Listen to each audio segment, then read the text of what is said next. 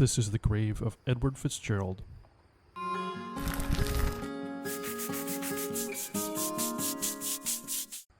Born June 4th, 1845. He was a bit of a mystery for a while. I reset this without knowing who was there at the grave, and I had a number of folks that were here at the cemetery touring that day. You can see the stone was tipped back quite a lot, and it had been that way for a long time, and the natural erosion of the stone degraded some of the lettering on there such that you really couldn't see who was there. It ended up taking me a few months to figure out the actual name that was inscribed in the stone. I tried different techniques, taking photographs of it and changing the contrast. I tried using a mirror to look at sunlight. I tried flashlights. But in the end, I just was able to run my finger lightly across it and try and guess the ridges of what the letters were. And I was able to decipher some of the letters enough to put together a bit of a guess and search from there. The cemetery records weren't beneficial at this point.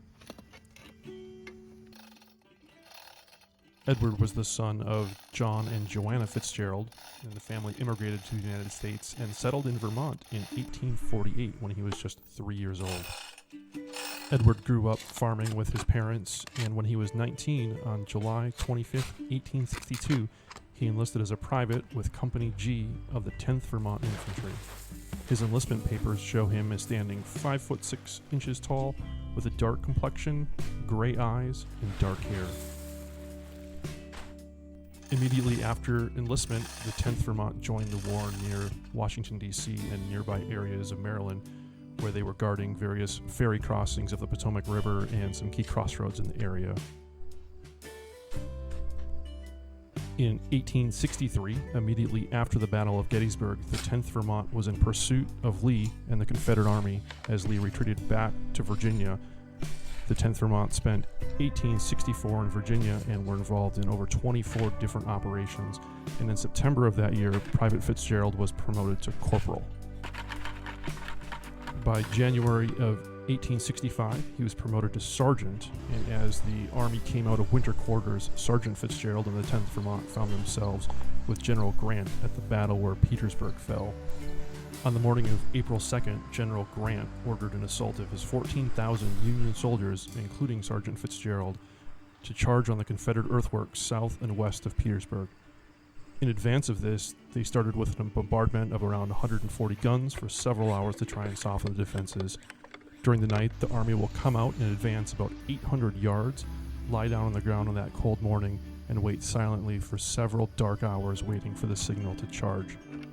At 4 a.m., it's still too dark to advance, but finally at 4:40 a.m., the signal gun will fire, and the men of the Union Army will rise to their feet and begin the advance on the Confederate lines.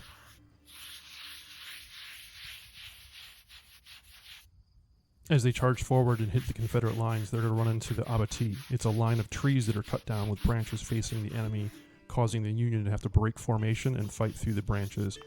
The soldiers then hit the ditch. Running down into the ditch, they have to climb up about 12 feet back onto the other side before they have their first contact with the Confederate line. During this battle, Sergeant Fitzgerald, who has now been serving for 3 years, is wounded. He was wounded in the right shoulder and the right ankle, and this would be the end of his service in the Civil War. Sergeant Fitzgerald will return home to Vermont.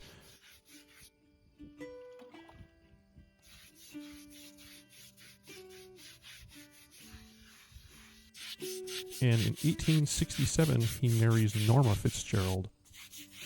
Together they had 8 children: Susan, Edmund James, Eugene Emerson, Viola, Rutherford Hayes, Lillian, Alfred Leon, and Halcyon. Their child, Rutherford Hayes, is possibly named after the 19th President of the United States, Rutherford B. Hayes, as he was starting his presidency in 1877 when their child was born.